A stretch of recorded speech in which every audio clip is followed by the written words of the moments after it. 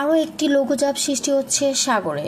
বঙ্গোপসাগরে আরও একটি লঘুচাপ সৃষ্টি হচ্ছে। সুস্পষ্ট লঘুচাপটি রূপ নিতে পারে নিম্নচাপে। সোমবার 24 নভেম্বর এমন পূর্বাভাস দিয়েছে আবহাওয়া অফিস।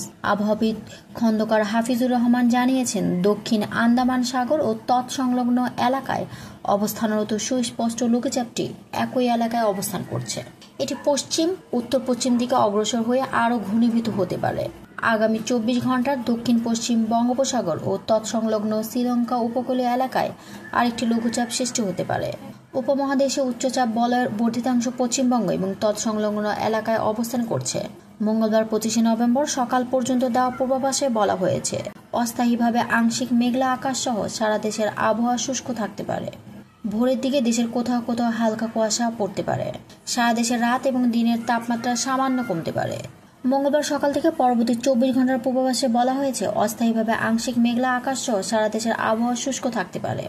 সারা দেশে রাতে এবং দিনের তাপমাত্রা সামান্য কমতে পারে। বুধবার 26 নভেম্বর সকাল থেকে পরবর্তী 24 ঘন্টার পূর্বাভাসে বলা হয়েছে, অস্থায়ীভাবে আংশিক মেঘলা আকাশ সহ সারা দেশে আবহাওয়া শুষ্ক থাকতে পারে।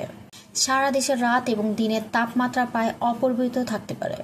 বৃহস্পতিবার 27 নভেম্বর সকাল থেকে পরবর্তী 24 ঘন্টার পূর্বাভাসে বলা হয়েছে, অস্থায়ীভাবে আংশিক মেঘলা আকাশ সহ সারা দেশে আবহাওয়া শুষ্ক থাকতে পারে।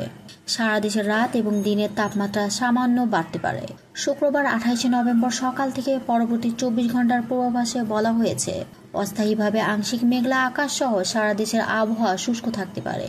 রাত এবং দিনের তাপমাত্রা প্রায় অপরিবর্তিত থাকতে পারে।